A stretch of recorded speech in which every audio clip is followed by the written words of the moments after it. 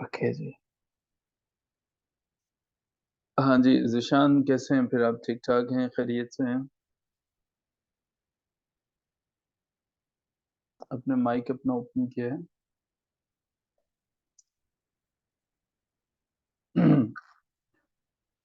तो अगर आपको आवाज़ आ रही है तो इट्स फाइन। ओके जी। सिर्फ एक पार्टिसिपेंट तक आवाज़ आ रही है। Am I audible? सिर्फ एक पार्टिसिपेंट है, उन्होंने जवाब दिया है। So am I audible? The rest of the people, उनको आवाज़ आ रही है मेरी? Good, great.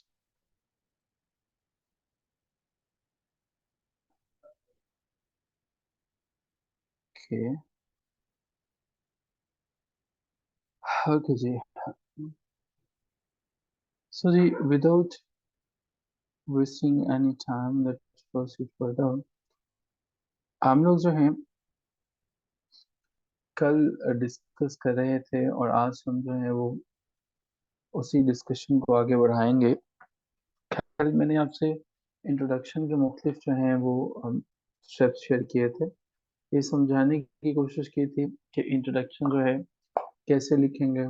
मैं मुख्तलिफ तरह से साबित कर रहा था और हम लोगों ने ये देखा था कि किस किस तरह से जब कोई पैराग्राफ हमारे सामने आता है तो हम कैसे ये अंदाज़ा लगाएंगे कि ये हमारे पास एक अच्छा इंट्रोडक्शन था। कैसे हम ये अंदाज़ा लगाएंगे कि ये इंट्रोडक्शन जो हमारे पास लिखा है that's not up to the mark. तो बाकी सारी की सारी चीज़ें हमने समझने की कोशिश की थी। आज की डिस्कशन में दो चीज़ें हमारे पास जो हैं वो शामिल होंगी। In today's discussion I would like to talk about the types of information, जो मैंने कल बताया भी था। उसके बावजूद जो है वो ये बताऊंगा कि जब आप लिखते हो एंड व्हेन वी से कि आप जो है वो फैक्ट से शुरू करो, स्टैट से शुरू करो, स्टोरी से शुरू करो, एग्जाम्पल से शुरू करो, तो वो आप किस किस तरह से लिख सकते हैं। ठीक है। मजीद हम जो है वो इन तमाम चीज़ों को समझने की कोशिश करेंगे। फिर जो है वो देखने की कोशिश करेंगे कि जब आप जो है अपना कोई भी पैराग्राफ प्रोड्यूस करते हो तो एग्जामिनर को कैसे पता चल जाता है कि ये आपके पास जो है वो मटेरियल अच्छा था, आपने बिल्कुल जो है वो पढ़ रखा है, आपके पास काफ़ी एक्सपीरियंस है, काफ़ी एक्सपोजर है इन चीज़ों का। फिर जो है वो मैं ये बात जो है वो देखने की कोशिश करेंगे हम लोग जो है कि आप जब अपना कंक्लूजन लिखना है, जो कि हमारी आज ही की डिस्कशन का हिस्सा है। कंक्लूजन जब आप लिखते हैं तो उसमें कौन कौन सी चीज़ें होनी चाहिए, उनके मेन पार्ट्स कौन कौन से हैं, आप कंक्लूजन लिखते हुए कौन सी गलतियां करते हैं, कंक्लूजन लिखा कैसे जाता है, क्या कंक्लूजन और इंट्रोडक्शन में कोई रेलिवेंस मौजूद होती है। इन तमाम की तमाम चीज़ों को हम आज की डिस्कशन में शेयर करने की कोशिश करेंगे। हम लोग जो है वो समझेंगे और लेट्स सी स्टार्ट करते हैं। जब हम बात करते हैं whenever we talk about the introduction, in yesterday's session I was mentioning a lot many things, और उसी में मैं आपसे ये रिक्वेस्ट करने की कोशिश कर रहा था कि प्लीज आप दो चीजें जो है वो उन्हें देख लीजिएगा। एक हमारे पास जो है ये था कि सोशल मीडिया जो है हमारे पास मुख्तलिफ टॉपिक्स हमने एक्सप्लोर किए थे, लेकिन जिस टॉपिक के ऊपर भी अब बात करेंगे आप अपने इंट्रोडक्शन को इंटरेस्टिंग बनाने के लिए तीन तरह से बल्कि छह तरह से इंफॉर्मेशन जो है वो दे सकते हैं। whenever you start your essay you need to memorize कि आप जो हैं you need to remember, you need to memorize this fact कि आप अपने इंट्रोडक्शन को इंटरेस्टिंग बनाने के लिए ये जो चीज़ें हैं, इन्हें इस्तेमाल कर सकते हैं। So how you can utilise all this things. First of all जब हम बात करते हैं इंटरेस्टिंग फैक्ट या स्टैट की, इंटरेस्टिंग फैक्ट या स्टैट की जब हम बात करते हैं तो देन हमें ये पता चलता है। प्लीज़ लाइन नहीं लगाइएगा, जो भी लगा रहे हैं इज माई हम्बल रिक्वेस्ट। अगर आप मैं आपका नाम नहीं देख सकता, लेकिन आप इस पर जो है वो नहीं कीजिएगा। अच्छा, इनको आप दो डिवाइसेस से लॉगिन है, सिस्टम ऑटोमेटिकली रिमूव कर देगा एक से आपको, तो आप प्लीज़ किसी एक से देख लीजिएगा कि जिससे आप हो सकें। ओके जी। ड्राइंग इनकी क्लियर कर लें। तो जी, तीन तरह से तीन मेन हेडिंग्स होंगे, उसके बाद हम अपनी इंफॉर्मेशन पुट कर सकते हैं। Interesting fact or statistics. अभी के लिए सिर्फ ये देख लीजिएगा कि आप अपने इंट्रोडक्शन को, ओके, इस पर मैंने कल भी बात की, आज सिर्फ इसका मैं एक ओवरव्यू दूंगा। इंटरेस्टिंग फैक्टर स्टैट है, अ पर्सनल स्टोरी और एग्जांपल है, एंड इंटरेस्टिंग कोटेशन है। मुझे बताइएगा कि ये क्या है, क्या ये स्टैट है, क्या ये फैक्ट है, ये कुछ और है। Did you know that the average human I blinks 20,000 times every day? What do you think, ये क्या है हमारे पास जो है वो? क्या ये कोई फैक्ट है? क्या हमारे पास ये कोई स्टैट है, या ये हमारे पास कुछ और है? ये क्या है जी?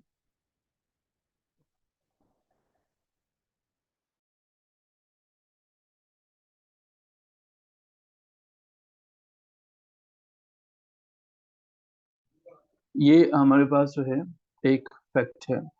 एक्सीलेंट जी, ये हमारे पास जो है वो एक फैक्ट है। Very good answer, very good, excellent जी, जिन लोगों ने इसको जो है वो बताया। अब हम जो है वो देखते हैं कि जब हमें लिखना होता है, अपना पैराग्राफ लिखेंगे, so what do we mean by interesting fact? कैसे इंटरेस्टिंग फैक्ट के ऊपर हम बात करेंगे, किस तरह से प्रोसीड फर्दर करेंगे? चलिए मुख्तलिफ पैराग्राफ देखने की कोशिश करते हैं और समझने की कोशिश करते हैं। CSS 2023 का जो है वो हमारे पास पेपर है। टॉपिक आता है social media has destroyed real life communications. Special क्या था? पहला पैराग्राफ पढ़ने की कोशिश करेंगे, समझने की कोशिश करते हैं। कुछ चीजें हम देखेंगे। पहले तो क्या ये एक अच्छा पैराग्राफ लिखा हुआ है, आप ये देखने की कोशिश कीजिएगा। एक साइड से बिल्कुल लीनियर है, दूसरी साइड से जो है वो बिल्कुल लीनियर नहीं है। ये बात क्या ठीक है? तीसरे नंबर पे आप ये देखेंगे क्या टॉपिक के अंदर, और जो हमारे पास यहाँ पे एंड पे जब पैराग्राफ को हम थीसिस स्टेटमेंट के साथ कंक्लूड करते हैं, क्या इसमें कोई रेलिवेंस है? और सबसे इम्पोर्टेंट बात ये है कि ये हमारे पास जो है वो शुरू कहाँ से होता है। इन तमाम चीज़ों को पढ़ने की कोशिश करते हैं, देखने की कोशिश करते हैं, किस तरह से प्रोसीड फर्दर करते हैं, कौन जो है वो इसको लाइक स्टैट इसको जस्टिफाई करता है हमारे पास जो है, या इसको फैक्ट जस्टिफाई करता है, एग्जाम्पल्स जस्टिफाई करते हैं, या कुछ और जस्टिफाई करते हैं। तो इसको एक दफा पढ़ते हैं, आप भी जरा गौर से पढ़िएगा जी please.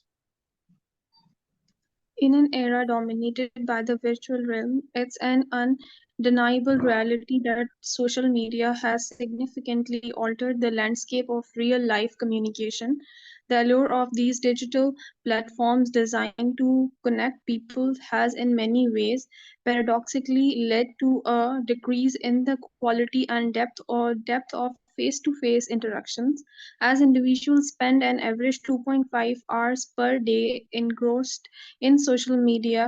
The screens that promise connection often obscure the world around them, leaving genuine in person conversations in their wake. This fact underscores the need to delve into the intricate relationship between social media and the age old art of real life communication as we attempt to understand the far reaching consequences of this digital transformation.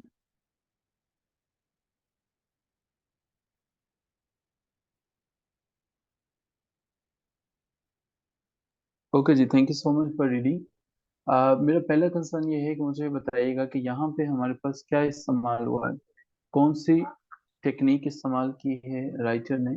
क्या कोई fact है, क्या हमारे पास कोई stat है, क्या हमारे पास कोई एंटीडोट है, कोई पर्सनल स्टोरी है, कोटेशन है, या कुछ भी नहीं है? What do you feel? In an era dominated by virtual realm, it is an undeniable reality that social media has significantly altered the landscape of real life communication. Excellent Alia, excellent Fauzia, ये हमारे पास एक fact है। In an era dominated by virtual realm, it is an undeniable reality that social media has significantly altered the landscape of real life communication. दूसरे number पे हमने ये पढ़ा है कि हम अपना जो है वो ऐसे का आगाज, इंट्रोडक्शन किसी और चीज़ से भी कर सकते हैं, और वो हमारे पास क्या है, वो हमारे पास स्टेटिस्टिक्स है। अगर हमें इसी टॉपिक को स्टैट के साथ जो है वो लिखना है, तो हम कैसे लिख सकते हैं, कैसे आइडेंटिफाई कर सकते हैं? ज़रा समझने की कोशिश कीजिएगा। The impact of social media on real life communication is pronounced as evidenced by a study conducted by Pew Research Center. जरा इसको मैं हाईलाइट कर रहा हूँ. अब यहाँ पे हमारे पास the impact of social media on real life communication is pronounced as evidenced by a study conducted by Pew Research Center. Their findings reveal that an average American spends nearly 2.5 hours per day on social media platforms. हम इसको ज़्यादा अच्छे से identify करना चाहें तो हम यहाँ से भी इसको ले सकते हैं कि 2.5 million people, they spend their 2.5 hours on their mobile screen on daily basis. Yeah, 78% respondent of a Pew Research report, they agreed or they disclosed that they spend 2.5 hours per day on their social media. So हमारे पास जो है हमारे पास multiple जो है वो veg आ सकते हैं कि जिसमें हम आइडेंटिफाई कर सकते हैं, लिख सकते हैं. अब जब हमने बात की, अब यहाँ पे आपको क्या लगता है the impact of social media on real life communication, ये कौन सी वाली टेक्निक उसने इस्तेमाल की है? क्या ये फैक्ट है, क्या ये स्टैट है, क्या ये कोई एंटीडोट है, या ये कोई टेक्निक नहीं है जो राइटर ने इस्तेमाल की है, ये कॉन्टेक्स्ट उसने सिर्फ प्रोवाइड कर दिया. यहाँ पे क्या है इस्तेमाल किया आपके राइटर ने? इस इंट्रोडक्शन की टेक्निक कौन सी है?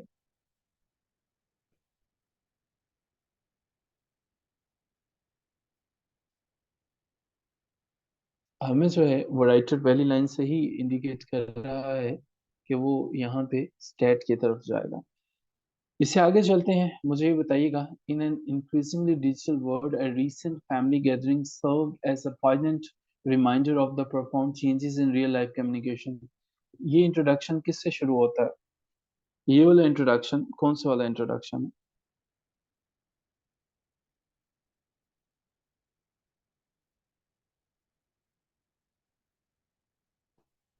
वेरी गुड जी, हसन हयात. बाकी लोग जो हैं मुझे बताएं, क्या ये कोई पर्सनल स्टोरी है? ये हमारे पास जो है वो एंटीडोट है. ये क्या है जी?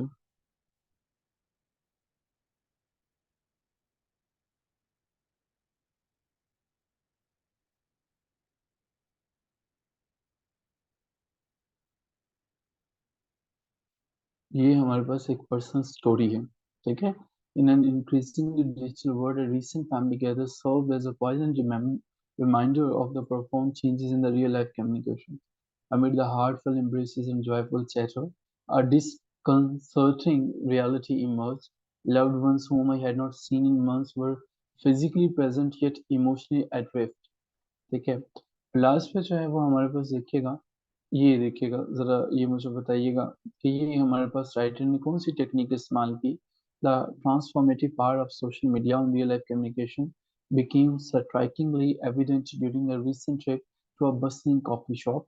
As I sat sipping my latte, I could not help but notice a young couple at a nearby table. This shared silence was palpable, and their eyes were locked on their respective smartphone screens. जी, ये कौन सा वाली introduction की technique इस्तेमाल हुई? What do you think? Is it a story? ये कुछ और है हमारे पास. As I sat sipping my latte, as I, it was stark illustration of how social media, ठीक है, this scene no commonplace in public spaces. Don't you feel कि यहाँ पे कुछ और टेक्निक इस्तेमाल हुई है? अगर आप गौर कर सकें, this scene no commonplace in public spaces, कुछ और है हमारे पास. In a world where visual connection often take place. ये हमारे पास एग्जाम्पल्स की टेक्निक है. ठीक है, ये हमारे पास एग्जाम्पल्स की. सो जी, ये कौन सी टेक्निक है? In this age of social media we are more connected than ever, yet real life conversations have become a rare trial, often buried beneath the digital noise. This thought-provoking statement by author and psychologist Dr. Emily Clark, ये कौन सी वाली technique है जो जिससे जो है वो आपका इंट्रोडक्शन शुरू हुआ?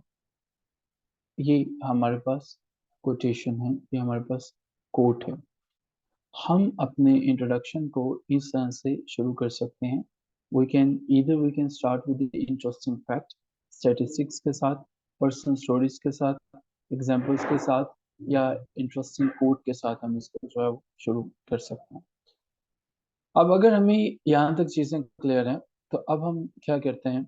अब आपने एक छोटी सी एक्टिविटी करनी है, मुझे सिर्फ ये बताना है कि कौन सी टाइप जो है वो, इनमें से कौन सा इंट्रोडक्शन जो है वो इस्तेमाल हुआ है। हमें जाना है जी पेज 58 पे वापस। अभी हम हैं जी पेज 74 पे। तो चलिए हम जो है वो 58 पे जाने की कोशिश करते हैं जी। और आपने जो है वो, आपके सामने मैं मुख्तलिफ इंट्रोडक्शन दिखाऊंगा। आपने मुझे बताना है कि जी कौन से वाला जो है वो इंट्रोडक्टरी टेक्निक यहाँ पे इस्तेमाल हुई है। जी, before I travel to the UK last year, I thought that British food was just fish and chips, roast beef, apple pie, rice pudding and endless cups of tea. जी, number A में कौन सी technique इस्तेमाल हुई है?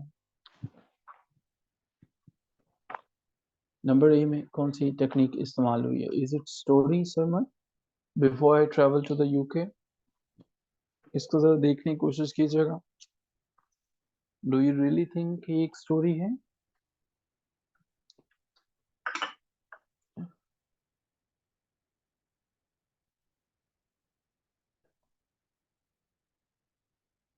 Yes, great, Amir. It is a personal story, not a story. It is a personal story. It is a personal experience है, personal story है।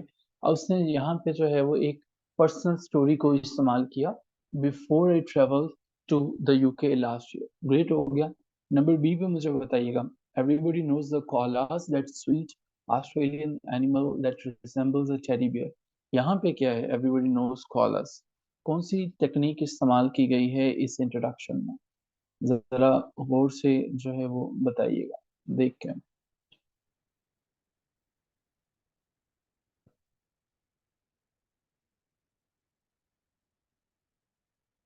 सादिया साहिबा, आप हमारी स्टूडेंट हैं, कभी आपकी कोई असाइनमेंट हमें नहीं मिली, आप लिखते नहीं हैं?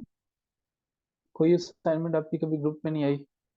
मदीहा शरीफ साहिबा, मोहम्मद अदील साहब, you people are the regular students?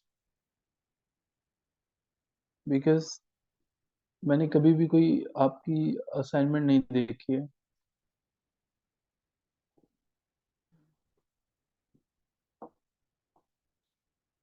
If you are, तो आप अपने असाइनमेंट्स के ऊपर ज़रूर काम कीजिएगा। यस, ये हमारे पास जो है वो क्या है, ये हमारे पास जो है वो फैक्ट है। गुड जी, आगे चलते हैं जी। Taoism is an ancient philosophy from Asia that places great importance on the natural world. What it is? ये क्या है जी हमारे पास जो है वो?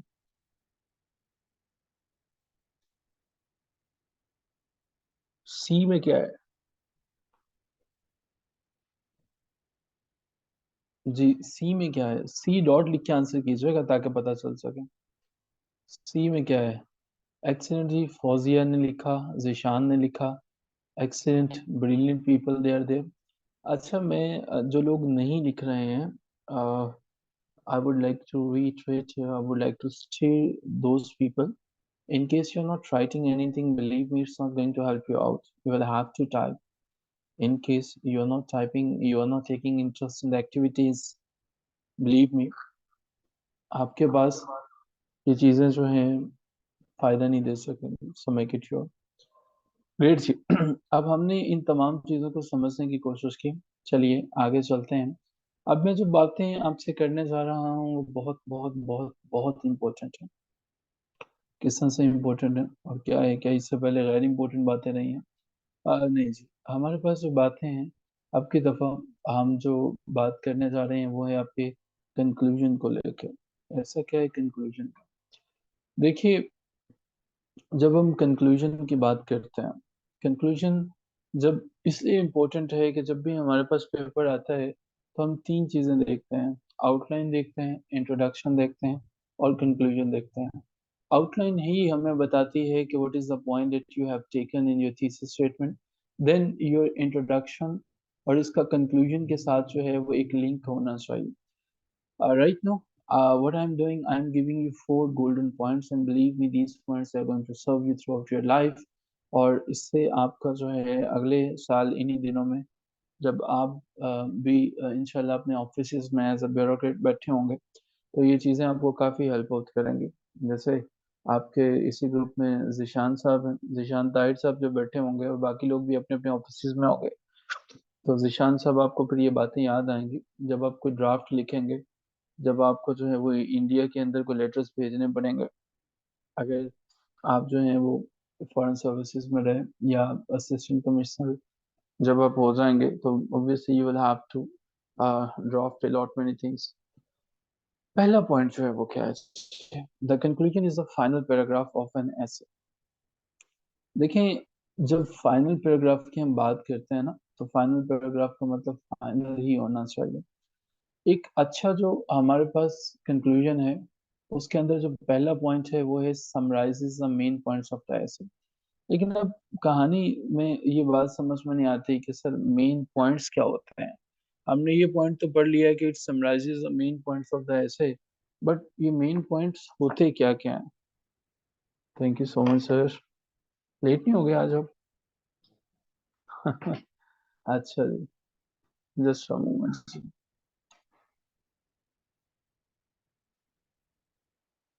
सो लेट्स ट्राई टू अंडरस्टैंड कि क्या होते हैं जी हमारे पास। मेरी बात है गौर से समझिएगा। I will definitely try my level best to use the simplest language, क्योंकि मेरा मकसद समझाना है, so I am not going to use the difficult words. मेरा jargon बड़ा सिंपल रहेगा।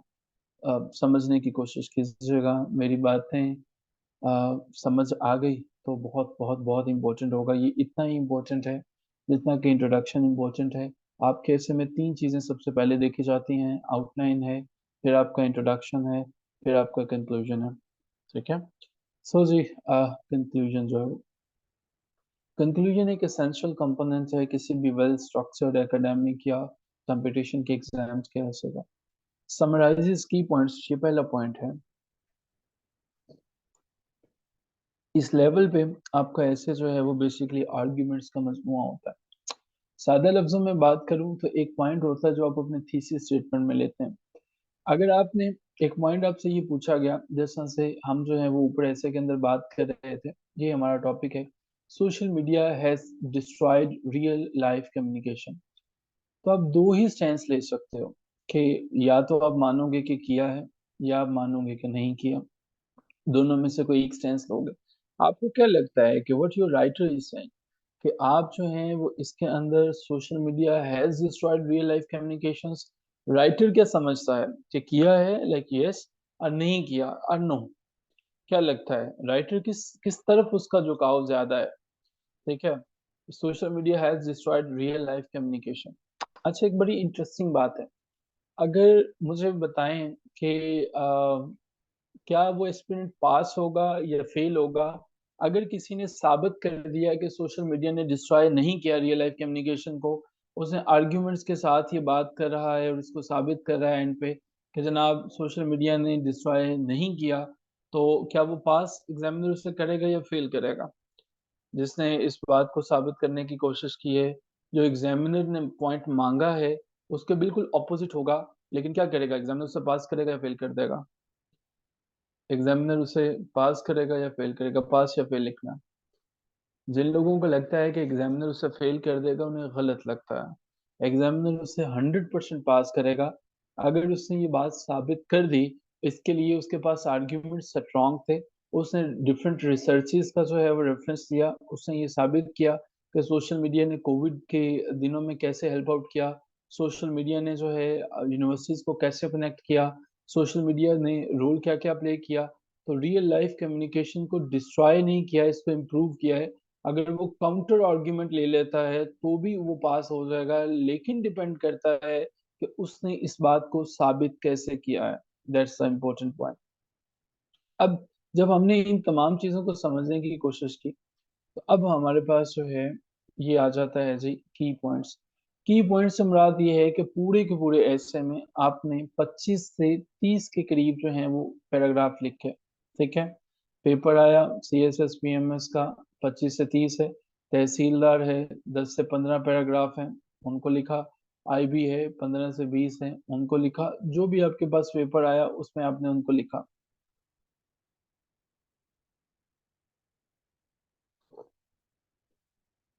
सर आपने बोला था कि हम बोथ एस्पेक्ट्स नहीं लिखेंगे, पॉजिटिव एंड नेगेटिव। यस। तो मैंने कब कहा कि आप जो हैं वो, अगर कोई नेगेटिव एस्पेक्ट्स पे बात करता है, वो कहता है डिस्ट्रॉयड, तो वही ये बात तो एग्जामिनर भी कह रहा है।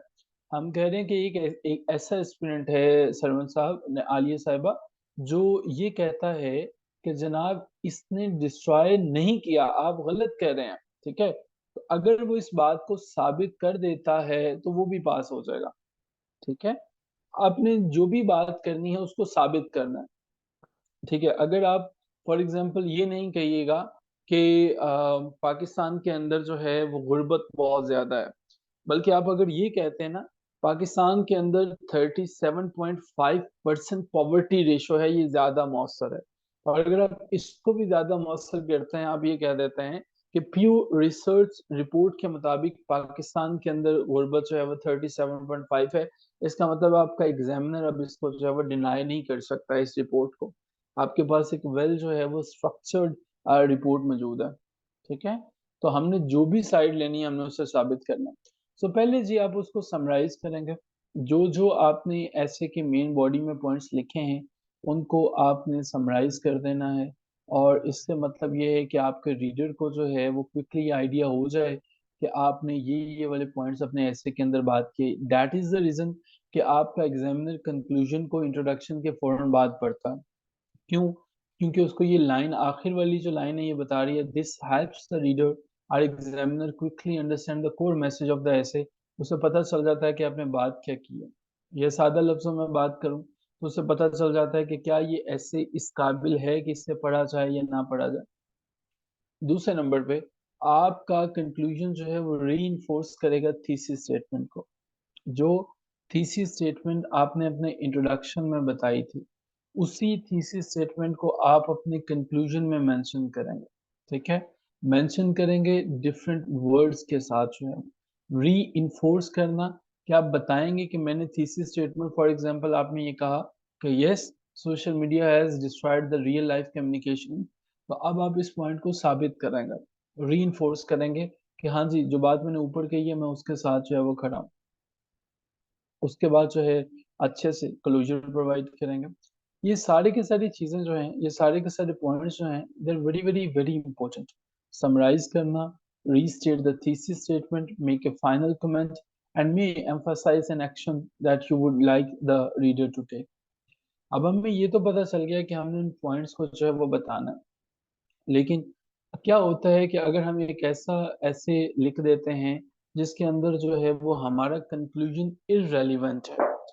यूं कह लीजिए कि हमने जो है टॉपिक को शुरू किया, टॉपिक को शुरू करने के बाद हमने लिखते चले गए, लेकिन कंक्लूजन तक पहुंचते पहुंचते हम इररेलेवेंट कंक्लूजन लिख देते हैं।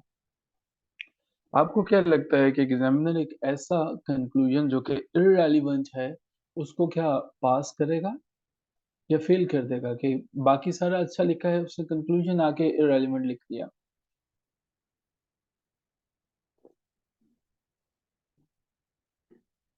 The answer of this objective question is your examiner is going to fail you. अगर आपका कंक्लूजन रिलेट नहीं करता टॉपिक के साथ, अगर आपका कंक्लूजन जो आपने आर्ग्यूमेंट्स अपने ऐसे के अंदर दिए हैं उनके साथ रिलेट नहीं करता, तो नेगेटिवली इम्पैक्ट करेगा आपकी क्वालिटी को। आपके रीडर को पता चल जाएगा कि आपके ऐसे के अंदर कोई कोहेरेंस नहीं है। आपका रीडर ये समझ जाएगा कि आपको ये नहीं पता कि आइडियाज को कैसे इफेक्टिवली बताना था। और इसके साथ क्या होगा, एग्जामिनर जो है वो फिर आपको फेल कर देता। अब एक ऐसा केस आ जाता है कि जिसमें टाइम कम हो गया, एस्पिरेंट जो है वो फील करते हैं कि जी टाइम कम है तो हमने कंक्लूजन लिखा ही नहीं। कंक्लूजन ना लिखने का मतलब यह है कि आपको कंक्लूजन आता ही नहीं, आप मैनेज नहीं कर सके। आपकी ये मिस्टेक है कि आपने प्रैक्टिस ही नहीं की। ना कभी आपने जिंदगी के अंदर जो है वो कोई अपना ऐसे इवेल्युएट करवाया पूरे का पूरा, ना आपने पूरे का पूरा 3 घंटे के अंदर प्रैक्टिस की। देखिए 25 से 30 पैराग्राफ लिखना it is not that easy जो आपको लगता है। बहुत से लोग ऐसे हैं जो कि सिर्फ एग्जामिनेशन सेंटर में ही जाके अपना फर्स्ट जो है वो पैराग्राफ लिखने की कोशिश करते हैं, एंड दे फील कि हाँ ये मेरे पास अच्छा है। It's not like that. इस इंग्लिश ऐसे तो डेफिनेटली ये आपको टफ टाइम देता है, क्योंकि यहाँ पे सिर्फ आपको सही इंग्लिश ही नहीं लिखनी। इसका मतलब ये हरगिज नहीं है कि आपको सही इंग्लिश लिखनी है। कल मैंने आपके साथ एक ऐसे का पैराग्राफ शेयर किया था जिसमें बिल्कुल ठीक इंग्लिश लिखी हुई थी, लेकिन वो सारे का सारा क्रॉस था। क्यों क्रॉस था? क्योंकि ना तो उसके अंदर कोई रेलिवेंस थी, ना कोई फ्लो था, ना कोहेरेंस थी। इंग्लिश ऐसे, दैट इज द रीजन कि सबसे मुश्किल पेपर समझा जाता है, क्योंकि यहाँ पे ग्रामर, कंटेंट, कोहेरेंस, फ्लो, आपकी पंचुएशन, आइडियाज, रिपोर्ट्स की इंक्लूजन जो है, आपका स्टार्ट, आपका कंक्लूजन, आपकी मेन बॉडी, आपकी आउटलाइन, आपकी थीसिस स्टेटमेंट, आपकी ट्रांजिशंस, आपके कनेक्टर्स, इन तमाम चीजों को देखा जाता है। तो क्या ये इतना मुश्किल है कि इसको किया ही नहीं जा सकता, या आसमान से जो है वो फरिश्ते उतारे जाते हैं इसको करने के लिए? द आंसर इज नो, आप कर सकते हैं। सो क्यों नहीं कर पाते हैं? आप प्रैक्टिस नहीं करते हैं। Practice makes a man perfect, and same goes for the women. तो उन्हें भी परफेक्शन मिल जाती है। सो जी, अगर किसी ने कंक्लूजन नहीं लिखा तो मैं तो उसे सिरे से फेल कर देता हूँ। दो चीजें हैं जी, मेरी आदत तो ये है, मेजोरिटी की ये है, आई एम नॉट अ हिटलर। तो मेरी मेरे साथ बाकी की भी यही है। आउटलाइन है, इंट्रोडक्शन है, कंक्लूजन है। अगर तो आउटलाइन कन्विंस कर सकी, आउटलाइन ने कन्विंस किया पहले स्टेप पे कि जनाब ये इस काबिल है कि आगे पढ़ा जाए, तो फिर इंट्रोडक्शन पे जाते हैं। इंट्रोडक्शन इस काबिल है तो कंक्लूजन पे आते हैं। मेन बॉडी को तो हम फोर्थ नंबर पे पढ़ते हैं, सबसे एंड पे। और वजह क्या है फोर्थ नंबर पे पढ़ने की? वजह ये है कि ये तीन स्टेप से गुजरने के बाद माइंड में एक पिक्चर क्लियर हो चुकी होती है कि ये कितने पानी में है। बाज़ लोग क्या करते हैं, मार्केट से रट्टी रटाई किताबें खरीदते हैं, उनसे कुछ ऐसे को याद करने की कोशिश करते हैं। ऐसा मुमकिन ही नहीं है कि आप जो टॉपिक आपके पास पेपर में आया है उस पे कोई बिल्कुल आप फिट करके जो है वो ऐसे लिख दें। उसकी आउटलाइन भी आपने लिख दी, इंट्रोडक्शन भी लिख दिया, कंक्लूजन भी लिख दिया। यहाँ पे ये बहुत थर्ड क्लास में बहुत नीचे जाके एक अटेम्प्ट है जो लोग करते हैं और अभी भी करते हैं। लाइक आई डोंट नो कि वो कौन लोग होते हैं, बिकॉज हमें नहीं, ना तो जेंडर का पता होता है, ना नेम का पता होता है, ना कुछ और पता होता है कि मेल है या फीमेल साइड पे, लेकिन क्रैमिंग बहुत ज्यादा होती है। अब कैसे पता चलता है कि क्रैमिंग है? हमने तो मेमोराइज नहीं किए जाते। एक कॉन्सेप्ट, एक आइडिया, और ये गलत जो आइडियाज हैं आपको मल्टीपल पेपर्स के अंदर मिलेंगे। आपके पास अगर जो है वो 40 पेपर्स का बंडल है तो आपको कम से कम 25 में जो है वो सेम आइडियाज रिपीट होते हुए नजर आएंगे। और मजे की बात है सब के सब क्रॉस होंगे। और यहीं से फिर हमारी एग्जामिनर रिपोर्ट्स जनरेट होती हैं, जब हमें कमेंट्स देखते हैं। इन्हीं कमेंट्स को जब वो इलेक्ट्रॉनिक फॉर्म में लिखते हैं तो वहां से पता चलता है कि यहाँ पे रिडंडेंसी कितनी थी, यहाँ पे रेपिटेशन कितनी है सेम कंटेंट की। तो सेम कंटेंट नहीं करेंगे। तो जब आप नंबर फोर्थ पे आते हैं तो ये तीन स्टेप्स पढ़ने के बाद नंबर फोर्थ तो तब पढ़ते हैं, मेन बॉडी तब पढ़ते हैं कि भाई इसको 40 से ऊपर नंबर कितने देने हैं। Number one outline, number two introduction, और नंबर थ्री कंक्लूजन पढ़ने के बाद एग्जामिनर का माइंड बन चुका है कि मैंने इसे 40 से ऊपर नंबर देने हैं, पास करना है, इसीलिए वो मेन बॉडी को पढ़ेगा। अगर उसे ये चीजें नहीं कन्विंस कर सके तो फिर वो मेन बॉडी की तरफ आएगा नहीं। और क्या इसका मतलब ये है कि ये तीनों चीजें जो है वो सिर्फ 40 मार्क्स दे देंगे? The answer is no. Obviously आपकी मेन बॉडी भी बहुत अहम है, लेकिन सबसे ज्यादा इंपॉर्टेंट ये तीन चीजें हैं, और उनमें से आपका इंट्रोडक्शन है जो कि आपके एग्जामिनर पे ठीक ठाक जो है वो इम्प्रेशन डालता है। अब जब हम बात कर रहे थे समराइजिंग द मेन पॉइंट्स जो है वो, और मैंने उसमें रिक्वेस्ट की थी जी कि आप जो है वो रीस्टेट करेंगे थीसिस स्टेटमेंट को। देखिए थीसिस स्टेटमेंट को आपने दोबारा रीस्टेट करना है। क्यों? आप अपने एग्जामिनर को, रीडर को ये याद करवा रहे हैं कि मेरा मेन आर्ग्यूमेंट ये था। For example, if your essay is about the importance of renewable energy, you could restate the thesis by saying, in conclusion, the imperative need for renewable energy sources to combat climate change cannot be overstated। जो बात आपने thesis statement में ली थी उसको आपने restate करना है। And for God sake, मैं जो वर्ड कह रहा हूँ उस पर गौर कीजिएगा। रीस्टेट, रीस्टेट का क्या मतलब होगा? वही थीसिस स्टेटमेंट को उठा के वैसे ही लिख देंगे, या हम पैराफ्रेज करेंगे? रीस्टेट द थीसिस स्टेटमेंट, क्या करेंगे कंक्लूजन में? पैराफ्रेज करेंगे, उसको वैसे ही उठा के लिख देंगे।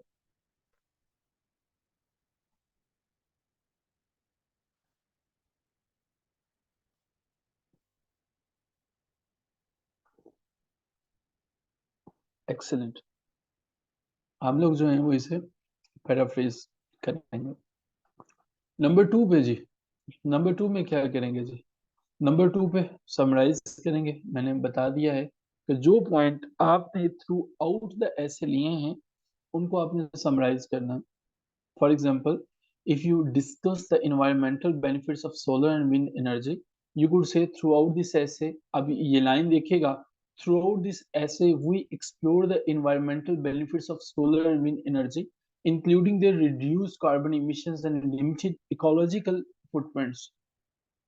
अब उन्हीं पॉइंट्स को अपने एग्जामिनर को जो है रियलाइज करवाने की कोशिश करेंगे कि मेरा पॉइंट ये है और मैंने इस बात को जो है वो सिग्निफाई किया है, इस चीज को मैंने एम्फसाइज किया। नंबर थ्री पे you will try to highlight the significance. What do you mean by highlight the significance? आपने जो आर्ग्यूमेंट यानी कि थीसिस स्टेटमेंट जो है में जो बात की है, आपने उसको हाईलाइट करने की कोशिश करनी है कि जो पॉइंट्स मैंने बताए हैं, जो मैंने पॉइंट्स बताए हैं, for example in a renewable energy example you could mention these findings highlight the pressing need for the policymakers and individuals to embrace renewable energy as a sustainable solution to mitigate the effects of climate change। सो पहली बात मैंने किया, क्या आपसे discuss की? Restate the thesis. दूसरी बात मैंने क्या की कि जो समराइज करे की पॉइंट्स को। तीसरी बात क्या की? जो सिग्निफिकेंट को हाईलाइट करे। और सबसे important point, point number four, पढ़ने की कोशिश करते हैं। ये क्या है पॉइंट नंबर फोर? जी please. Connect back to the introduction. Consider circling back to your introduction. If you begin your essay with a captivating anecdote or a thought provoking question, you can reference it in the conclusion. For instance, returning to the image of melting glaciers we introduced in the opening, the adoption of renewable energy sources emerges as a beacon of hope to combat the impending climate crisis. आपने बचपन में कभी simple mobile phone हुआ करते थे एक जमाने में, उसमें एक गेम हुआ करती थी स्नेक वाली। वो स्नेक चलता था, यहाँ से फूड खाता था, बड़ा हो जाता था, फिर बड़ा हो जाता था। आई एम श्योर यू पीपल, आपने उनको देखा होगा। You people have played that game. तो वो बड़ा होता चला जाता था। देखी थी कभी आपने? प्ले की हुई? तो एंड पे क्या होता था, वो इतना बड़ा हो जाता था कि खुद से ही टकरा के मर जाता था।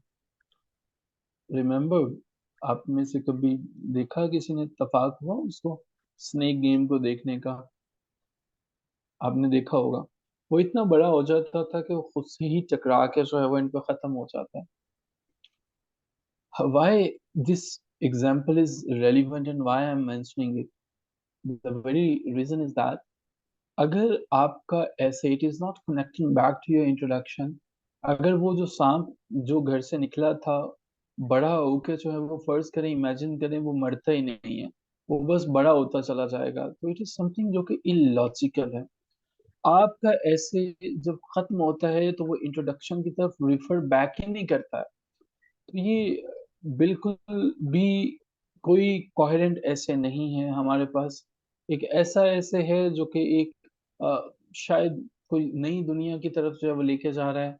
इंट्रोडक्शन में जो पॉइंट्स लिए हैं उन्हीं को आपने मेंशन करना है, रेफर करना है, क्लोज करना है।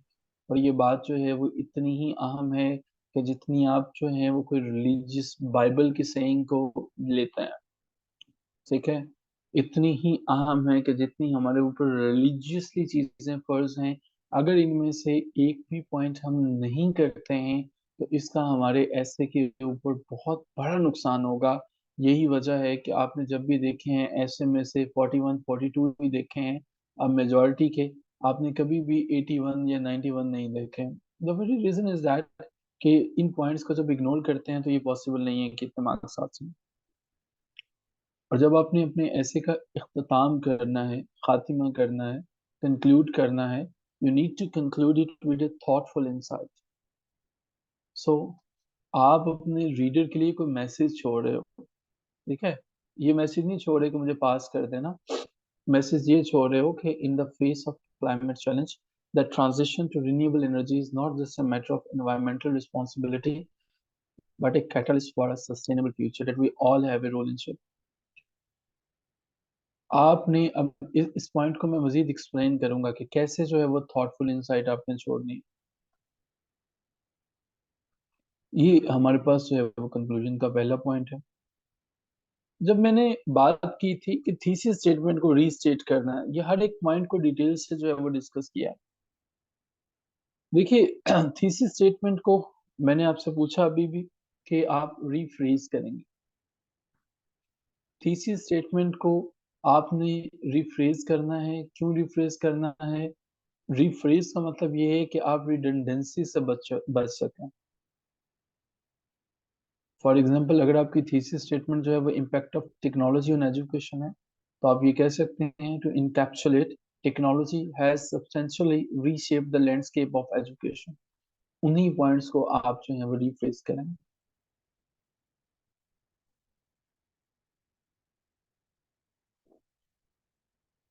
उसी बात को जो थीसिस स्टेटमेंट में जो है वो ली, उसी बात को मुख्तलिफ वर्ड्स के साथ, लेकिन उसका पर्सपेक्टिव फ्रेश उसे लगना चाहिए। कोर आइडियाज आपके जो हैं वो कभी भी मुतासिर नहीं होने चाहिए। यानी कि थीसिस स्टेटमेंट है वो आपके कोर आइडियाज को बताती है कि ये आपने पॉइंट जो है वो लिया है, और आपके एग्जामिनर को क्लैरिटी देती है। अच्छा जी, number 3 and the second last point, जब आप अपने इंट्रोडक्शन को लिखते हैं, उसमें थीसिस स्टेटमेंट देते हैं, कंक्लूजन का नाम है हजूर वाला कि आपने फाइनल कमेंट किया अपने ऐसे पे। ऐसा नहीं होना चाहिए कि आपका जो कमेंट है, जो फाइनल पैराग्राफ है ऐसे का, उससे कोई नया पैराग्राफ इमर्ज हो सके। अगर आपके पैराग्राफ में से कोई नया पैराग्राफ इमर्ज हो रहा है, इट मीन्स कि वो आपका अच्छा कंक्लूजन नहीं है। You are not going to pass that particular essay paper in case you are leaving something, कि जिससे एग्जामिनर को ये पता चल सके कि अगले कुछ पॉइंट्स निकल सकते हैं। फाइनल कमेंट का क्या मतलब है?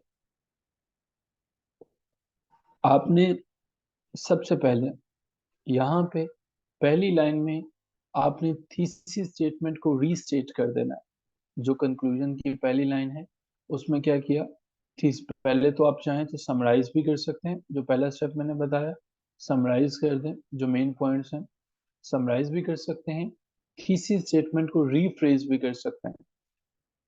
ये दोनों पॉइंट्स आप चेंज कर सकते हैं। नंबर 3 पे आप क्या करेंगे? नंबर 3 पे आप जो है वो फाइनल कमेंट बताएंगे कि मेरा जो फाइनल कमेंट ये है। फाइनल कमेंट का क्या मतलब होगा कि जो आपने पॉइंट अपने थीसिस स्टेटमेंट में लिया, उसकी बेसिस पे आपका फाइनल पॉइंट ये है।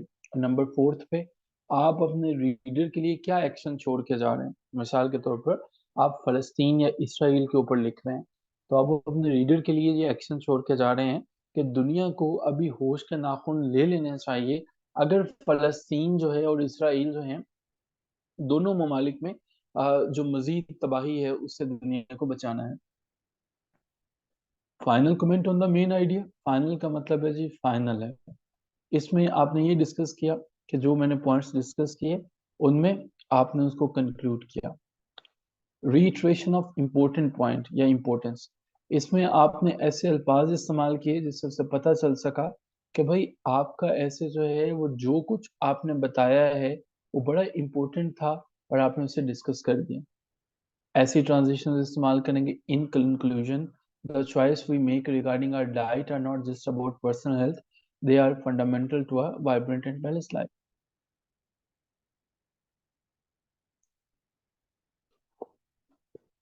ये वर्ड्स देखिएगा जरा, ट्रांजिशंस इन समरी, ठीक है।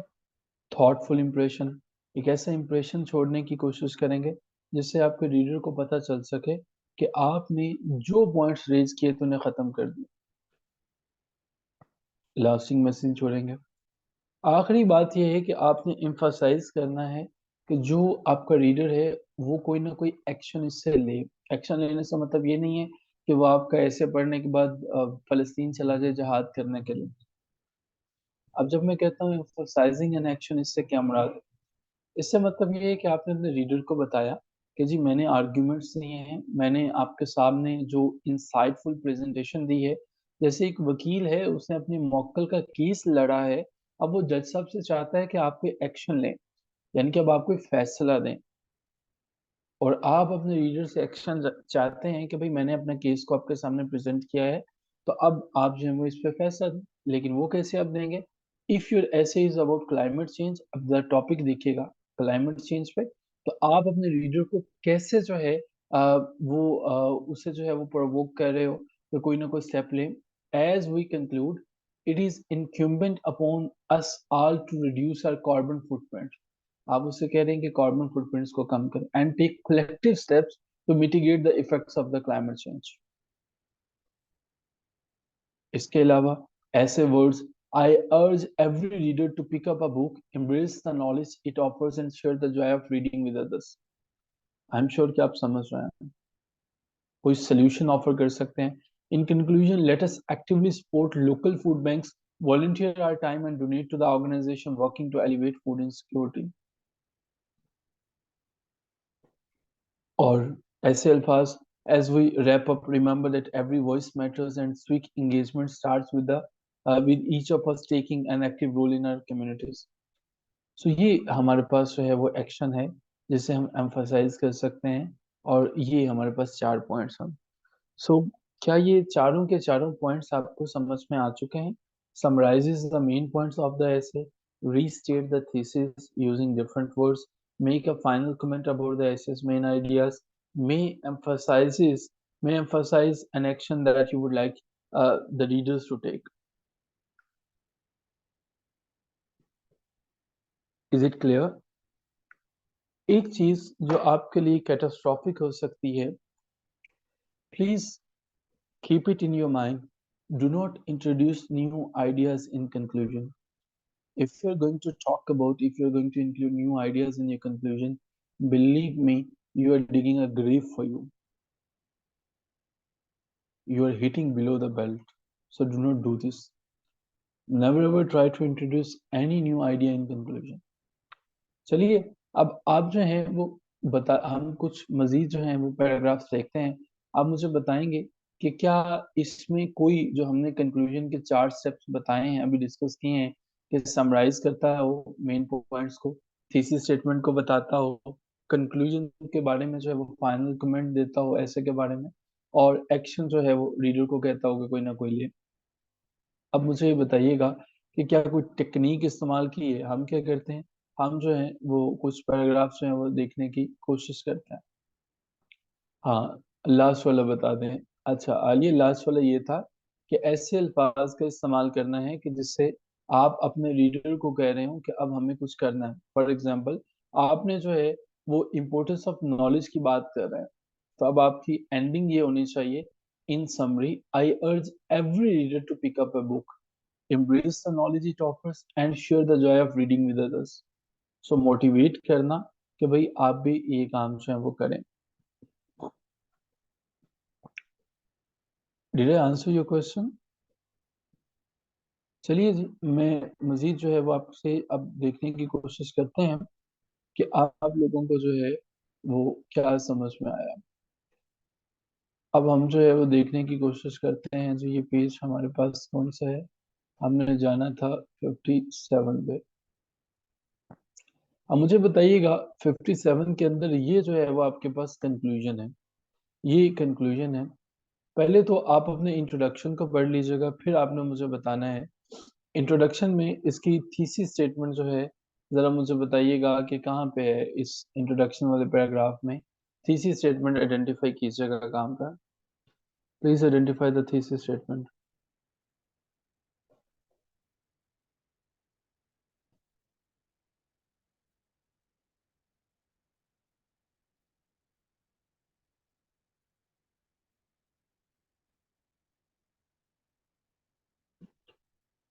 ग्रेट। हमारे पास African American to have both contributed new words to the English. ये हमारे पास जो है वो थीसिस स्टेटमेंट है। अब पहली बात ये है कि ये हमें देखना है कि क्या हमारे कंक्लूजन के अंदर थीसिस स्टेटमेंट मौजूद है। क्या हमारे कंक्लूजन के अंदर थीसिस स्टेटमेंट मौजूद है? Is there any thesis statement in our conclusion?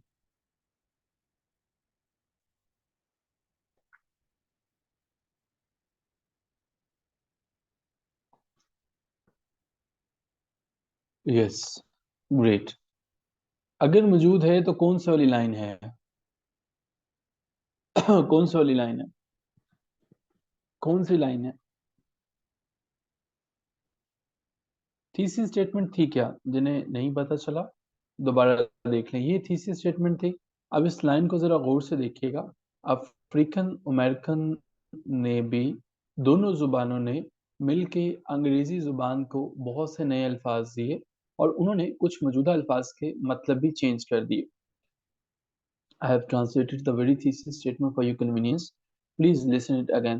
African American too have both contributed new words to English and changed the meaning of some existing words. अब ये हमारे पास क्या है? ये थीसिस स्टेटमेंट है। ये थीसिस स्टेटमेंट कंक्लूजन की पहली लाइन में जो है वो मेंशन की गई है। English owes some of its interesting and colorful vocabulary to African American।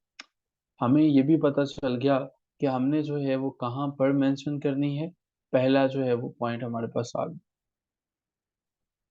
दूसरे नंबर पे मुझे बताइएगा कि क्या ये कोई पैराग्राफ न्यू आइडिया शेयर कर रहा है, कुछ न्यू पॉइंट रेज कर रहा है, या उन्हीं पॉइंट्स को सिर्फ कंक्लूड कर रहा है? Is there any new point, yes और नो?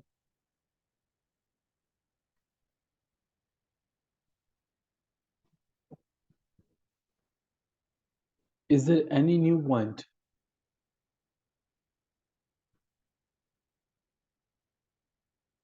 ओके, कौन सा न्यू पॉइंट है जो आप समझते हैं कि इसके अंदर है?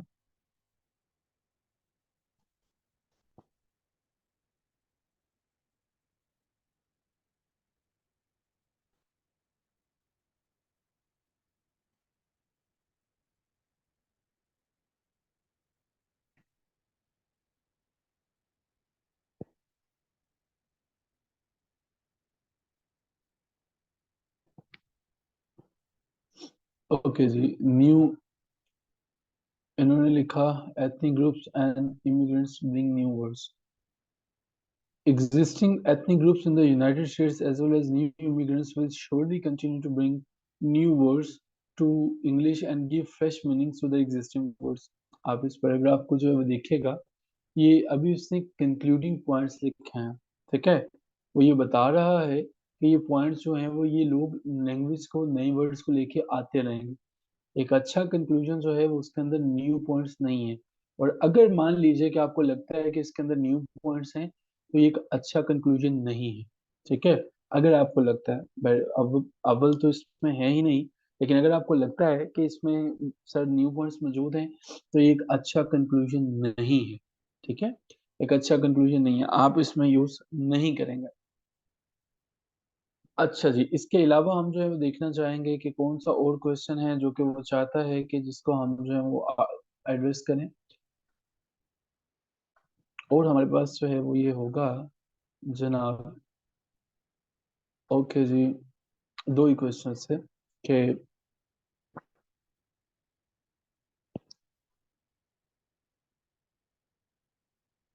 ओके जी, यहाँ से आगे चलते हैं। अब जो है वो आपने एक इंट्रोडक्शन एक तरफ दिया गया है, एक तरफ थीसिस स्टेटमेंट दी गई है। ठीक है, इंट्रोडक्शन के अंदर जो है हमारे पास थीसिस स्टेटमेंट भी जो है वो मौजूद है, इंट्रोडक्शन की थीसिस स्टेटमेंट है, और कंक्लूजन के लिए रीफ्रेज की हुई भी थीसिस स्टेटमेंट आपके पास मौजूद है। आपने करना ये है, आपने उन दोनों को आपस में मिलाना है। ठीक है, यानी कि जो इंट्रोडक्शन है उसके वाली को, और जो कंक्लूजन वाली है, उनको आपस में आपने मिलाने की कोशिश करनी है। चलिए इसको देखने की कोशिश करते हैं। हमारे पास जो है वो ये पॉइंट्स हैं। मैं थोड़ा सा जूम आउट कर रहा हूँ, आप चाहें तो जूम इन कर सकते हैं। आप अपनी स्क्रीन पे जो है वो डबल पिंच करके इसे जूम इन कर सकते हैं। जी, मुझे ये बताइएगा कि नंबर ए पे है, supermarkets are the best places to buy food because of their convenience and lower prices. इसका कौन सा जो है वो रीफ्रेज या पैराफ्रेज वर्जन है?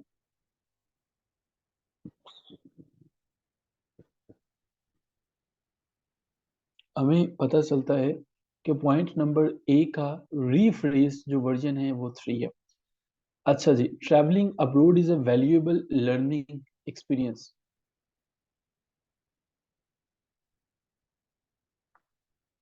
बी का हमारे पास जो है वो वन आ गया, ग्रेट हो गया। ठीक है जी, जल्दी से कंप्लीट करते हैं। सी का मुझे बताइएगा, सी का क्या होगा जी? Learning to play a musical instrument is very beneficial for the children. C का क्या होगा? सी का फाइव होगा हमारे पास, ग्रेट है। डी जो है वो, creating and owning a business offers more advantages than working as an employ in a company. D.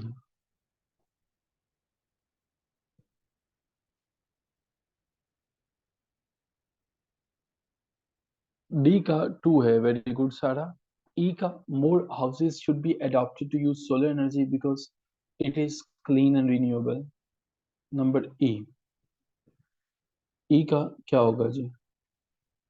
ई का सिक्स होगा। और एफ का क्या होगा? The world wide web.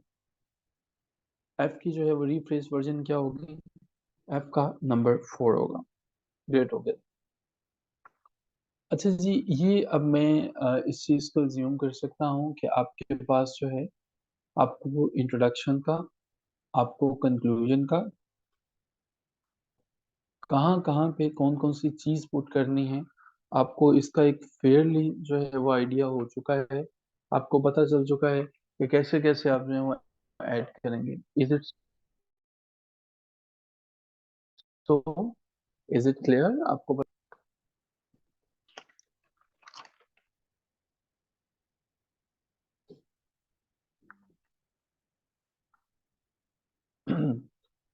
I am happy जी, कुछ लोगों को पता चल चुका है। Very good for that.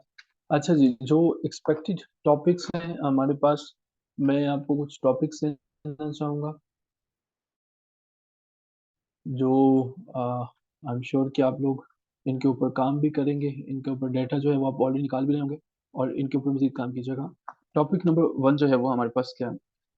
Pakistan के अंदर एक ज़माना था कि जब जो है वो सिर्फ मिसिंग पर्सन्स हुआ करते थे, ठीक है। ये ज़्यादातर मिसिंग पर्सन जो है दो सूबों के अंदर जो है वो, बलूचिस्तान के अंदर हुआ करते थे और केपी में हुआ करते थे। लेकिन अब तो पाकिस्तान के अंदर जो है वो मिसिंग पॉलिटिक है जो इससे रिलेट कर सकते हैं। पहला टॉपिक है media's role in shaping political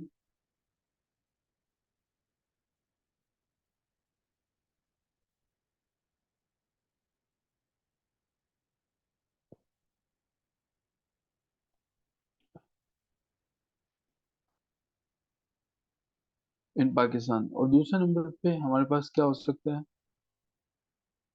strengthening rule of law and human rights in Pakistan. ये दूसरा टॉपिक जो है वो ज़्यादा इंपॉर्टेंट है जी।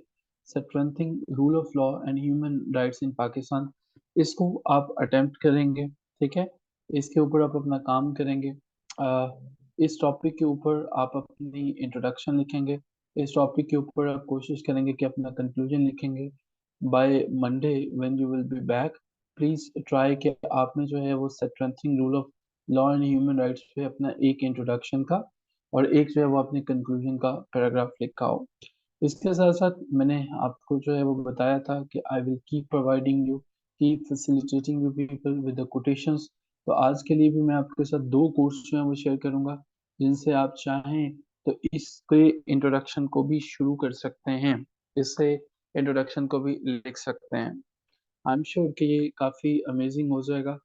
मैं आपको दोबारा बता दूं, मैं दोबारा रिक्वेस्ट कर दूं कि ये नेक्स्ट 2 मंथ्स के अंदर जितने मैं टॉपिक्स दूंगा, इंशाल्लाह इन्हीं टॉपिक्स में से आपका CSS PMS या आपका जो है वो एग्जाम्स में से ऐसे जरूर आएगा। ये थीम्स हैं बेसिकली जिन्हें हम प्रिपेयर कर रहे हैं। सो मेक इट श्योर कि आप इनके ऊपर डाटा इकट्ठा करें, आप अपना काम कर रहे हैं। Remember one thing, remember one thing, remember one thing, train उन्हीं की छूटती है जो स्टेशन के पास रहते हैं। रिमेंबर वन थिंग, कि वही लोग जो हैं जो ओवर कॉन्फिडेंस होते हैं, इंसान को दो ही चीजें मरवाती हैं, एक कॉन्फिडेंस का ना होना और एक ओवर कॉन्फिडेंस हो जाना। ठीक है। कुछ लोग जो हैं वो ये समझते हैं कि चले अब तो मेरे पास है डाटा, मैंने तैयार कर लूंगा। Don't waste your time please. इस तरह से आप अपने पास प्रिपेयर भी करते चले जाए और इनके ऊपर रेगुलर बेसिस पे काम भी करते चले। कोटेशन जो है, मैं जॉन एफ कैंडी को कोट करना चाहूंगा यहाँ पे। The right of every the rights of every man are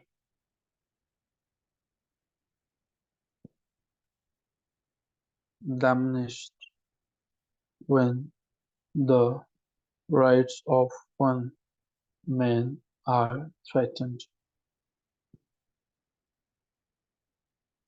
okay जी, ये हमारे पास जो है वो कोट है। और ये किन की जो है वो कोट है? ये हमारे पास है जॉन एफ कैंडी जो है वो उनकी। ये कब है? जब आप राइट्स की बात करेंगे, किस तरह के ऐसे में लिख सकते हैं? जब आपने रूल ऑफ लॉ पे लिखना है। किस तरह के ऐसे पे लिखते हैं? जब आपको पता चलता है कहीं पे इनजस्टिस होती है। किस तरह के ऐसे पे लिख सकते हैं? जब जैसे पाकिस्तान में जरम इंसिडेंट हुआ था, माइनॉरिटीज के साथ हमने सलूक किया था। जैसे हमारे पास जो है वो अभी फलस्तीन के राइट्स को सलब किया जा रहा है। जैसे हमारे पास जो है वो गवर्नमेंट कोई पाबंदी लगा दे और किसी तरह की एप्लीकेशन को सॉल्व करने की कोशिश करें, जहाँ पे भी किसी के राइट्स जो हैं वो सल्ब किए जाते हैं, तो वहाँ पे हम जो है वो ये कोड पुट कर सकते हैं। दूसरी जो है वो हमारे पास कोड है, और ये हमारे पास है, accountability is the glue that ties commitment to results। ये किन की कोड है? हमारे पास जो है ये कोड है हमारे पास जो है वो विल कैरिक के। ये कोड हम कहाँ पे इस्तेमाल कर सकते हैं वो बताना चाह रहे हैं। Accountability is the glue that ties commitment to results. कि अकाउंटेबिलिटी, मुहासिबा जो है वो जरूर होना चाहिए, लेकिन इसका ये मतलब हरगिज नहीं है कि वो फोर्स डिसअपीयरेंसेस की सूरत में होना चाहिए। मेरी रिकमेंडेशन रहेगी कि जॉन एफ कैंडी चूंकि क्वाइट फेमस है, तो इनकी कोड को प्रेफरेंस दी जाए विल कैरिक की बजाय। इनको कोड किया जाए जहाँ पे आपको राइट्स के बारे में लिखना है। इसका स्क्रीनशॉट ले लीजिएगा, आ, और इसको जो है वो अपने पास महफूज रख लीजिएगा। ये दूसरी एक्टिविटी थी। नंबर 3 पे आपके पास एक्टिविटी है। हमारे पास जो है, you people have 3 days। First वाला ऐसे टॉपिक अगेन रिपीट कर दें। ये लीजिए, ये आपके सामने स्क्रीनशॉट ले लीजिए। Media's role in shaping political discourse in Pakistan. Media's role in shaping political discourse.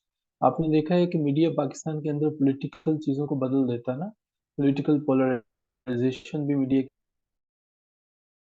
की वजह से होती है। जैसे मियाँ साहब को जो है वो अब दूध का धुला हुआ साबित कर रहे हैं।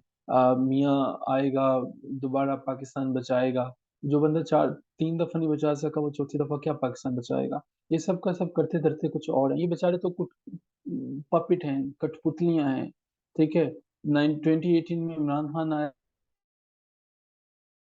था। इमरान खान भी जो है वो हमारे पास जो है इस्टेब्लिशमेंट का लाया हुआ मॉडल था। लेकिन क्या हुआ कि वो इस्टेब्लिशमेंट के खिलाफ हो गया। ठीक है। जब इस्टेब्लिशमेंट के खिलाफ हुआ तो इस्टेब्लिशमेंट ने अब सोचा कि यार ये तो काम बड़ा खराब हो गया। इस्टेब्लिशमेंट ने अपनी बातें मनवानी चाहिए, लेकिन उसने फील किया कि यार मैं पाकिस्तान का प्राइम मिनिस्टर हूँ, मुझे जो है वो अपने राइट्स का पता है। तो उसने आंखें दिखाना शुरू कर दी। उन्होंने बताया कि नहीं भाई, हम ही हैं करते धरते मुल्क का, तुम जो है वो प्राइम मिनिस्टर नहीं हो, तुम सिर्फ एक कठपुतली हो, तुम्हें हटाना पड़ेगा। ठीक है। हटा दिया, डाल दिया उन्होंने डयाला जेल के अंदर जो है वो। अब हमारे पास मियाँ साहब जो है वो देखें कैसा बंदा जो है, अब आके, अब I am not from Pakistan Muslim League Noon, I am not from Pakistan Tehreek Insaf, और आप भी being an aspirant of this competition exam, आप भी किसी की तरफदारी नहीं करेंगे, आप चीज़ों को समझने की कोशिश करेंगे। जैसे जाहिद हामिद ने लिखा, जैसे मलिहा लोधी ने लिखा, जैसे इशरत हुसैन ने लिखा, अच्छा हमारे जैसे जाहिद हुसैन ने लिखा आज के आर्टिकल में, आपकी बातें पढ़ी लिखी होनी चाहिए। देखिए पॉइंट ये है कि मियाँ साहब जो हैं वो इन्होंने बड़ा वाज़ेह कहा, गुजरांवाला में जलसा था, इन्होंने ये बात की कि बाजवा साहब आपने पाकिस्तान की चलती हुकूमत को खैराबाद कहा। उसके बाद नून लीग का नैरेटिव था वोट को इज्जत दो, ठीक है, वोट को इज्जत दो। ये वो ज़माना था जब इमरान खान साहब कहा करते थे कि पाकिस्तान की आर्मी सबसे बेहतरीन आर्मी है, और आज वो कहते हैं कि पाकिस्तान की आर्मी, खैर वो क्या कहते हैं ये हम यहाँ पे नहीं कह सकते, है, लेकिन ये उन्होंने कहा था तो वो जेल में चले गए थे। तो मियाँ साहब वोट को इज्जत दो, वोट का हक दो, अब वो हक सारे के सारे कहाँ पे चले गए। हमारा being a student of political science, being a student of current affairs, being a student of English, ऐसे हमारा मौकफ ये है कि पाकिस्तान के अंदर डेमोक्रेसी को जीने दीजिए, ठीक है। ना इमरान खान को सपोर्ट करें, ना नून लीग को सपोर्ट करें, ना पीपल्स पार्टी को सपोर्ट करें, आप सपोर्ट करें जमहूरियत को, ठीक है, जमहूरियत को सपोर्ट करें। देखें हमारे पास जो है, नहीं 58 भी तो ख़त्म हो चुका है, लेकिन यस इट एग्जिस्ट। क्या वजह है कि हमारे कायद जो हैं, कायद मोहम्मद अली जिन्ना जो हैं, वो 1 घंटा तक आर्मी की एम्बुलेंस में पड़े रहे थे, 1 घंटा तक, इमेजिन 60 मिनट्स उनकी। और ये मैं नहीं कह रहा, ये फातिमा जिन्ना जो है वो माय ब्रदर अपनी किताब के अंदर लिखते हैं, I was reading that book. Fatima Jinnah जो है वो लिखते हैं कि यार 1 घंटा इमेजिन करें कि वो मुल्क का लीडर था, उसने एक पाकिस्तान नया जो है वो मुल्क बना के दिया, तो आर्मी की एम्बुलेंस जो है वो कैसे खराब हो गई, क्या क्या वजह थी, किसी ने क्यों नहीं इन्वेस्टिगेट किया, ठीक है। क्या वजह है कि नवाबजादा लियाकत अली खान जो है वो बेचारे नए नए वजीर आजम बनते हैं, उनके खिलाफ ही रावलपिंडी कंस्पिरेसी हो जाती है, यानी कि उनको हटाने की कोशिशें की जाती हैं, वो बंदा पाकिस्तान के हक में बोलता है, क्या वजह है कि उसको असैसिनेट कर दिया जाता है, ठीक है। खुद हमारे मियाँ साहब जो हैं, वो मियाँ साहब के पास बड़े अच्छे अच्छे रिकॉर्ड हैं, he is the only prime minister के जितने बड़ी हिम्मत के साथ जो है वो अपनी ज़िंदगी गुजारी है। देखिए इस्टेब्लिशमेंट के साथ जो है वो इस तरह ज़िंदगी गुजारना आसान काम नहीं है, ठीक है। हमारे पास जो है ये क्वाइट डिफिकल्ट है, इमरान खान नहीं गुजार पाया, आसिफ जरदारी ने वो दिन देखे ही नहीं जो मियाँ नवाज शरीफ ने देखे हैं। 2 दफ़ा इनकी हुकूमत को चलता किया, एक दफ़ा डायरेक्टली फौज आ गई 1999 में और इन्होंने मियाँ साहब को निकाल के बाहर फेंका। दूसरे नंबर पे जुडिशरी के जरिए इनको निकलवा के बाहर फेंका गया। मियाँ नवाज शरीफ 2016 में इसको गलत निकाला गया था, बिल्कुल वैसे ही जैसे 2022 में इमरान खान को गलत निकाला गया, ठीक है। तो पॉइंट है हमारे पास सिर्फ ये है कि ये जो भी हैं इनको अपने वोट्स पे आने दिया जाए, इनको नहीं सपोर्ट किया जाए इलेक्शंस के अंदर ना, इनको नहीं सपोर्ट किया जाए। तो ये हमारे पास पॉलिटिकल डिस्कोर्स है, कुछ चैनल्स जो हैं वो बिक चुके होते हैं और हम लोग जो हैं वो फील कर रहे होते हैं। इसी पे सीएसएस का ऐसे आ गया था पॉलिटिकल पोलराइजेशन, ठीक है, पॉलिटिकल पोलराइजेशन इसी पे जो है सीएसएस का ऐसे था। देखिए वाई आपका जो चैनल है, वाई जियो इज सेइंग कि नून लीग सब मसले हल कर देगी, नून लीग कैसे कर सकती है मसले हल, आपके पास फंड्स नहीं है, आपके पास पैसे नहीं है, आपके पास इंटरनेशनल रिप्यूट खराब हुई पड़ी है, आपके पास अब कोई पॉलिसी नहीं है। सो मियाँ साहब हाथ पे कबूतर बिठा के तो मसले हल नहीं कर सकते। इमरान खान कैसे इश्यूज को रिजॉल्व कर सकता है जब आपके पास कोई एंड प्रोडक्ट ही नहीं है जो आप बाहर भेजो। So how you are going to tackle out all the issues. सिर्फ लाइक परिंदे बिठाने से तो मसले हल नहीं होंगे ना साहब, कुछ मसले करना पड़ेंगे। जब आप अपनी ट्रेनिंग प्रोग्राम में जाएंगे इंशाल्लाह, जिशान आप जाएंगे, the rest of the people who have qualified, जब आप जाएंगे तो वहां पे यही पूछेंगे कि पाकिस्तान के अंदर जो है वो मसला है क्या। तो मैं अक्सर कहा करता हूँ एंड दस वेरी इंपॉर्टेंट आंसर जो आप अपने इंटरव्यूज में कोट कर सकते हैं, पाकिस्तान का मसला जमहूर नहीं है, पाकिस्तान का मसला डेमोक्रेसी नहीं है। देखिए आप, गरीब आदमी को डेमोक्रेसी से क्या गर्ज है, गरीब आदमी को प्रेसिडेंशियल सिस्टम से क्या गर्ज है, गरीब आदमी को तो सिर्फ चाहिए तो अपनी रोटी चाहिए। चाइना में क्या डेमोक्रेसी है? अगर नहीं तो चाइना क्यों दुनिया के ऊपर चला गया? सो रशिया के अंदर क्या डेमोक्रेसी है? सो इट मीन्स मसला जमहूरियत का नहीं है, मसला जो है वो कुछ और है। मसला ये है कि इदारे अपनी डोमेन में आने बहुत जरूरी है। ठीक है। मसला जमहूरियत का नहीं है, मसला जमहूर का नहीं है। मसला ये है कि इदारे अपनी डोमेन में आने चाहिए। अगर इदारे डोमेन में नहीं आएंगे, क्या वजह है कि 2018 में बड़ी दलेरी वाला काम किया था मियां साहब ने। ओपनली उन्होंने कहा था कि आप जिम्मेदार हैं, आपने इलेक्शन जो है वो उनको मैनिपुलेट किया था, आपने रिजल्ट चेंज किए थे। ठीक कहा था। I was a presiding officer, तो मुझे पता है कि किस तरह से जो है वो RTS, real time transaction system बैठ गए थे। लेकिन क्या अब वोट को इज्जत देने का नारा किधर चला गया? ठीक है। इमरान खान को लाया गया, एस्टेब्लिशमेंट को लगता था कि ये पहले जो है वो लोग चल गए हैं, अब ये वाला बंदा जो है वो हमारे काम का, ये चलेगा।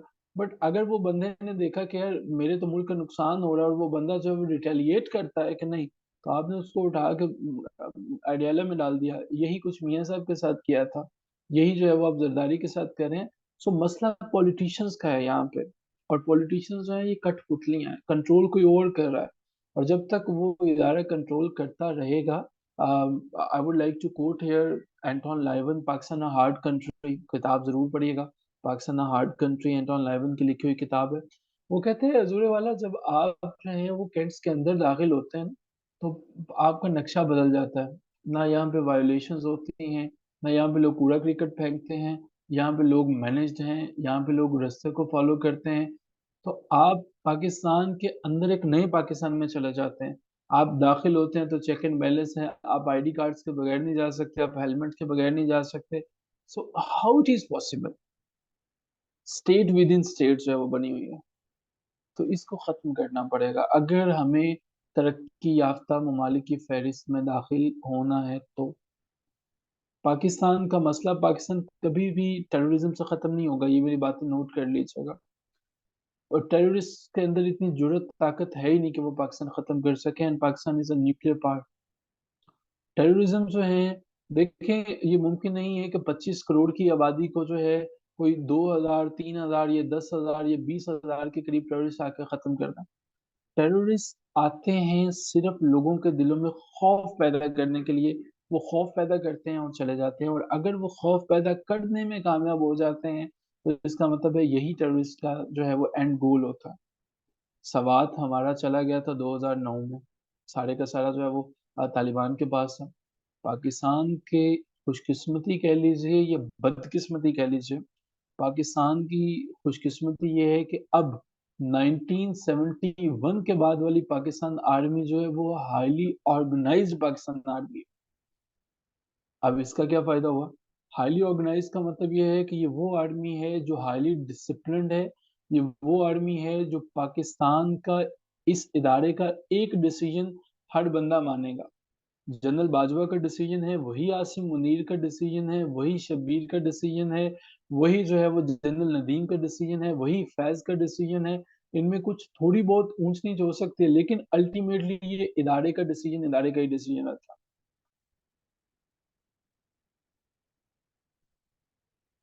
युवल नोह हरारी की 3 किताबें हैं। अम, एक हमारे पास है 21st lesson for 21st century है, दूसरी होमोडियोस है, तीसरी होमो सेपियन है। आप इसमें पहले वाली पढ़ लीजिएगा, वो इम्पोर्टेंट है, उसको जरूर देखिएगा, 21st lesson for 21st century. दूसरी किताब पढ़ना चाहें तो Pakistan a hard country by Anatol Lieven. तीसरी गवर्निंग द अनगवर्नेबल। चौथी Pakistan beyond the crisis state. पांचवी Pakistan the economy of an elite state. ये सारी की सारी। सो ये पाकिस्तान के मसाइल हैं।